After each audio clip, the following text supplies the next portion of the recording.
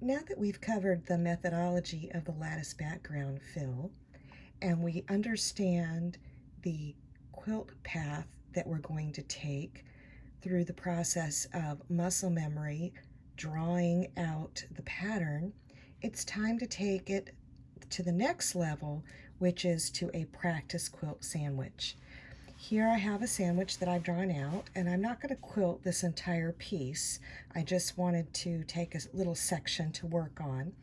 I do want to move into two projects, one a small postcard project and the other a larger panel with probably the size 3/8 inch. This is the 1/4 inch stencil that I've used here.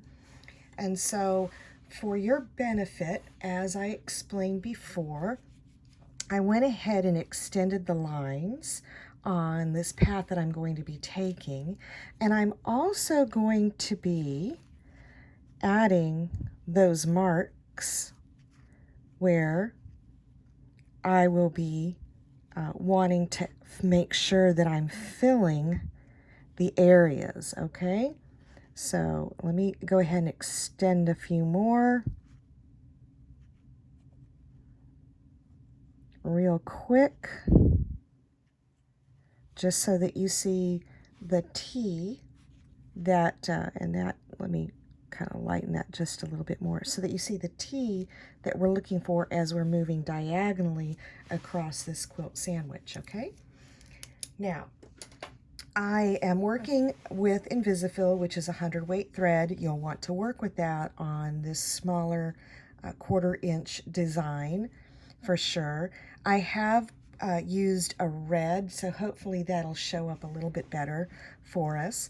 And if you remember, I like to start at the highest point using the vertical lines or the vertical bar here at the top vertical bar. And I'm going to go ahead and drop my needle. And let me get my foot pedal in place.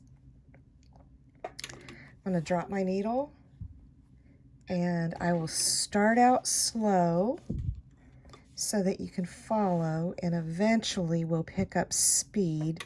And this is normally the speed that I like to use when doing this pattern.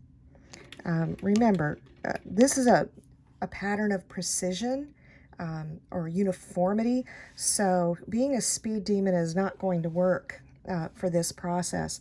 Another tip, instead of laying your hands down flat and your arms up resting heavily on your table, you're going to want to learn how to use your fingertips and your thumb. Your fingers aren't going to be flat, they're going to be up, they're going to be holding your project.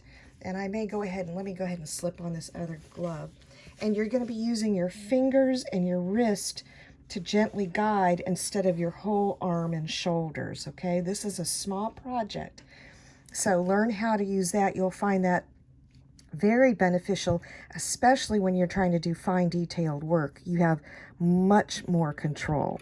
So here we go. I'm going to go to the right, and I have slowed this down for you, and we're going to go down and across and down to the right again, up, hitting the bottom of that set of horizontal lines, across, and now I'm going to begin my backfill. So there's 1, 2, 3, 4, 5. I could get 6 in. I'm going to backtrack and hit the point of that horizontal top bar right there, and then go up, across, which is basically traveling where I've already been, and filling.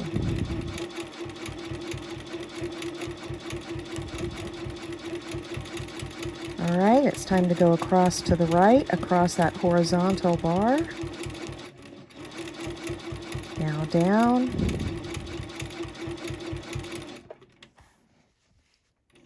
Across and then down again.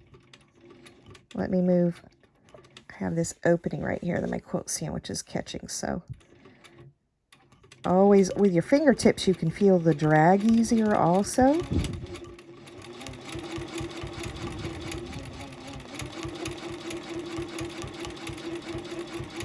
And I'm going to fill.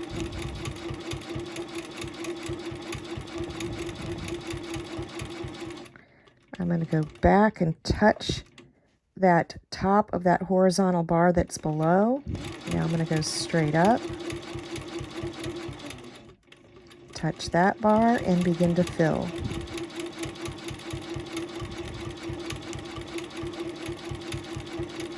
And now across.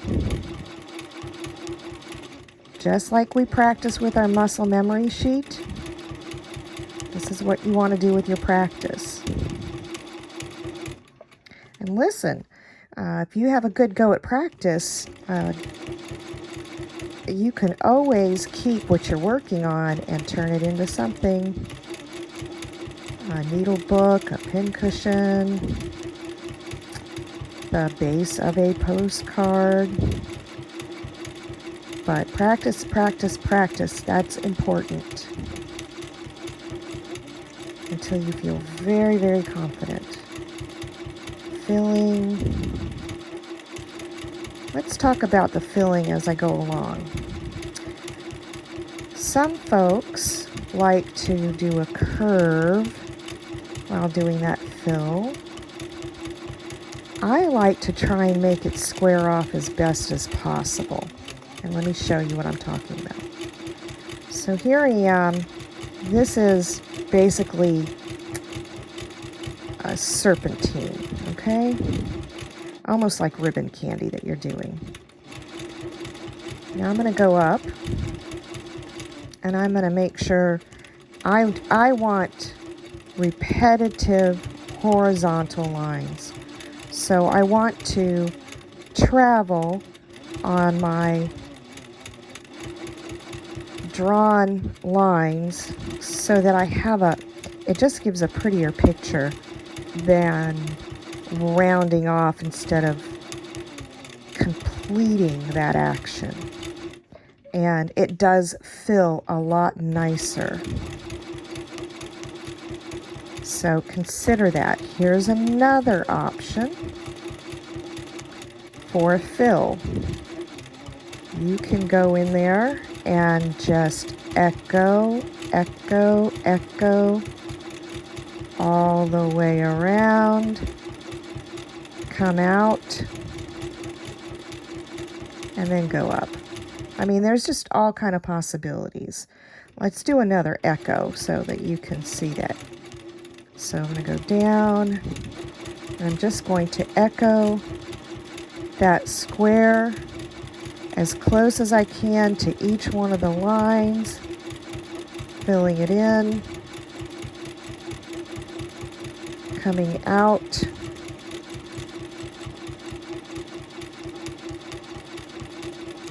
another possibility if you want to put the time into it. And you know, great works of art take time. And now I'm moving out of the area where I extended the line. So by now, I would hope that you kind of know your muscle memory. If not, extend those lines for everything until you feel comfortable. But here's one right here. You can just scribble that baby.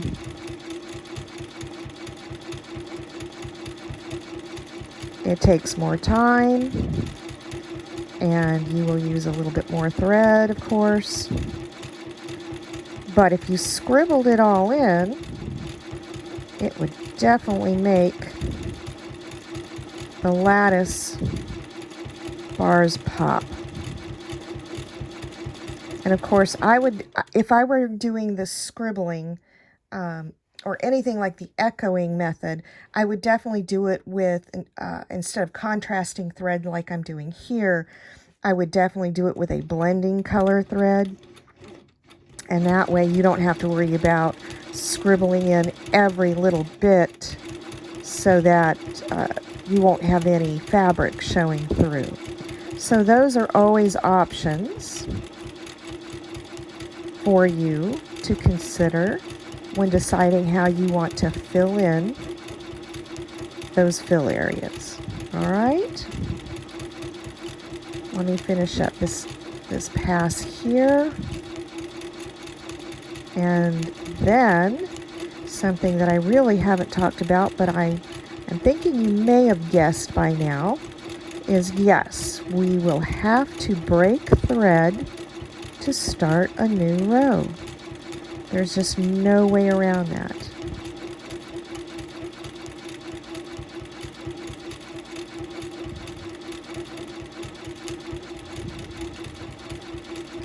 So as you can see with this contrasting thread, every little detail that you may have missed or skipped or moved is going to show up. Can it be done? Yes, I have quilted with contrasting thread and been very successful. It just takes a higher skill level. It takes time and confidence, and once you know this pattern, there's no problem doing it in contrasting thread. But for a beginner, until you get to that point, I would definitely recommend a blending thread. So whatever fabric color you are using, that is the color that you should consider starting with. So this is going to be the edge of my quilt, and this is probably, we're going to cut this off or bind it. So at this point, I really don't need to be up to the edge. That would be very difficult. So I'm going to start right about here. Drop my needle.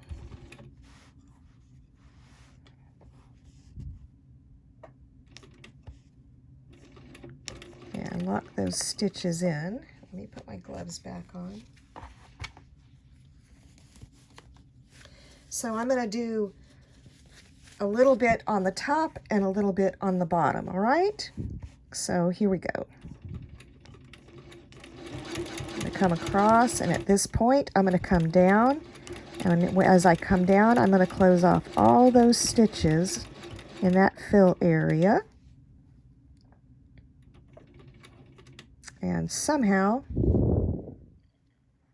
I have gotten lost. And that happens. That's why we practice. So, here we go. I found my way again. I didn't really get lost. I just got stuck. See, it happens. It happens. I'm talking and trying to teach at the same time, and this is a pattern that you need to become familiar with, because distractions can easily get you lost.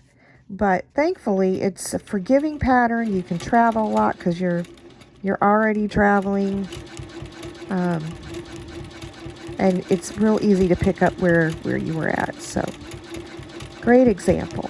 All right, here we go. And the more I practice doing this, which is quilting and teaching and instructing at the same time, the better I'm going to get at it. So you all are just great. It's an education for me as well. I continue my education with your help.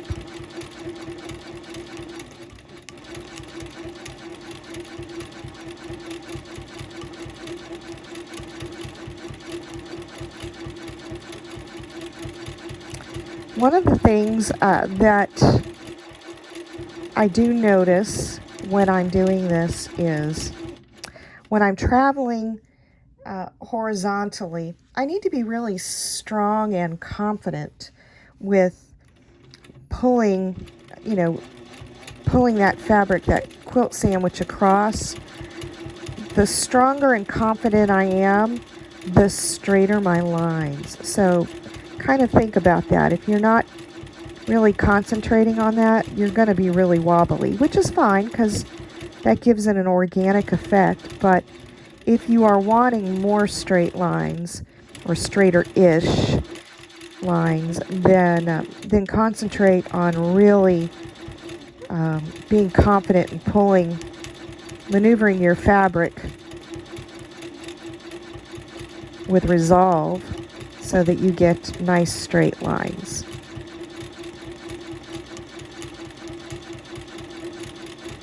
All right. And this is about the speed that I work at. If you feel you can control your speed and work a little faster, more power to you. All right, here I wandered off. All I'm going to do is I'm going to travel back up and connect, and then come here. I'm not going to worry about breaking my thread and fixing that because, you know, lattice boards are not perfect either. So again, if you're using a blending thread, nobody would have ever noticed that. But I'm using a contrasting thread, and this gives me a great opportunity to help you see what you can do to make corrections without having to break thread and pick thread out. I would leave it.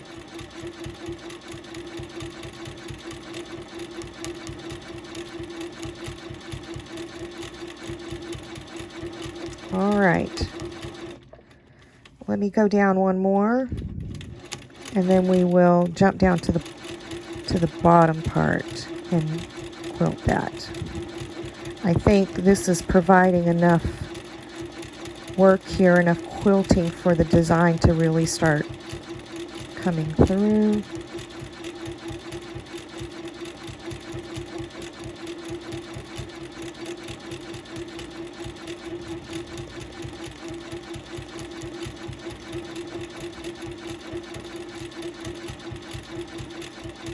Almost there.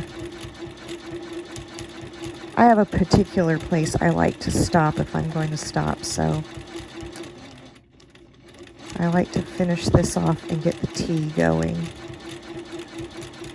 and close off those threads there and bring it across and connect, and that's where I like to tie off. All right, so we have started this section. We've gone to the top of the section of the vertical row, I should say. Let me get that right so I don't get you confused. So now we're going to be going to the bottom of the vertical row, and you can already tell just by that little bit of work that I've done that this pattern has already started to pop through. All right, now I'm going to work on the diagonal row below where we started, and I've dropped my thread, and I'm starting off again on that top horizontal bar, and there we go. And I think you pretty much know the thread path now. So I'm going to go ahead and just go partway down so that we can get the effect, full effect here, and call that a good practice session. Practice sessions, let's talk about that.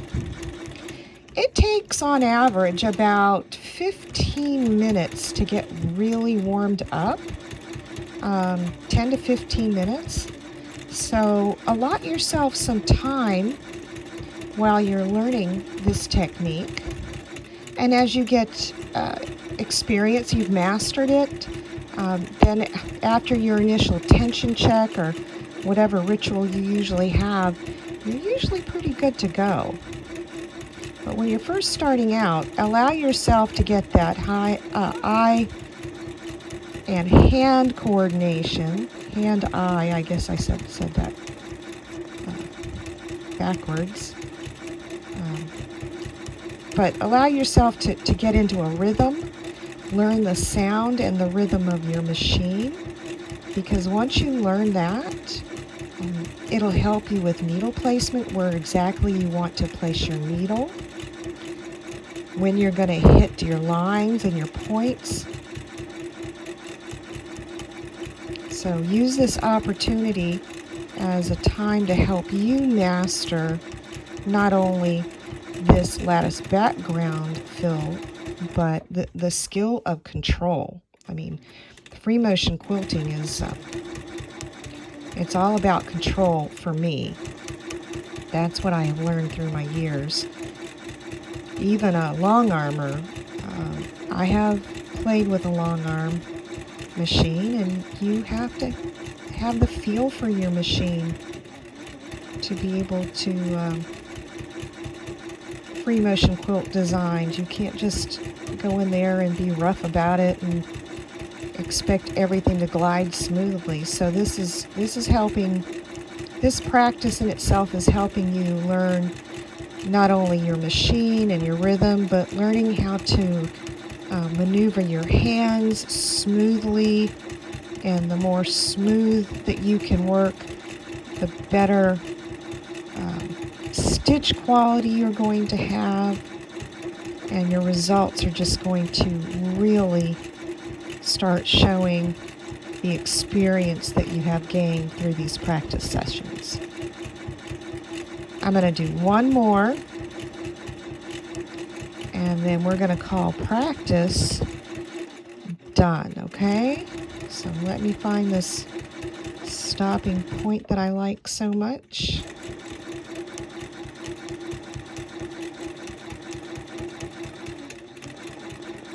Let's go ahead and finish up. I want you to see it finished up next to the diagonal, the top row, the original row.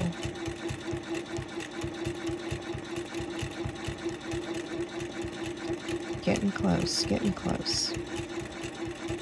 It just looks nice when you have everything, when you've tied off all those ends, close them off. There we go. And I'm going to call it right here. So let me bring up my thread, cut that off, and give you a better view of our practice.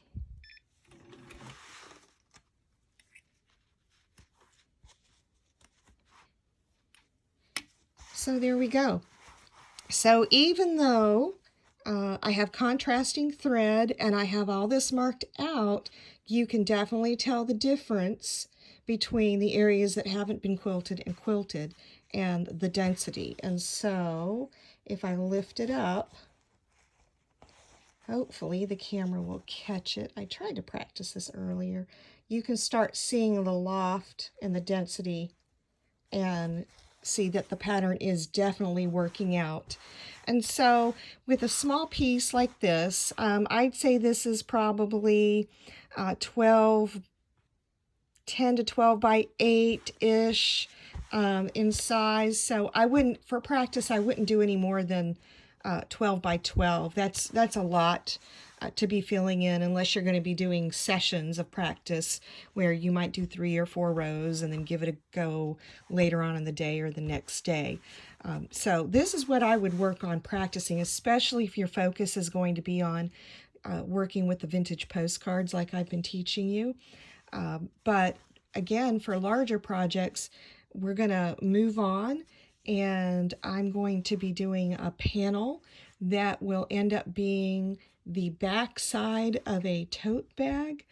And then I have ready to go, I just need to change the thread, is this vintage linen. It's a Madeira applique that I have already started. I've done all the free motion quilting. I have marked out my 1/4 inch lattice background fill stencil in the areas. And as we work with this, I will talk to you and guide you through the process of how to make this lattice appear like it's behind the work that I've already done. All right. So let me go ahead and change thread and get the different projects ready, and I will take you through those processes.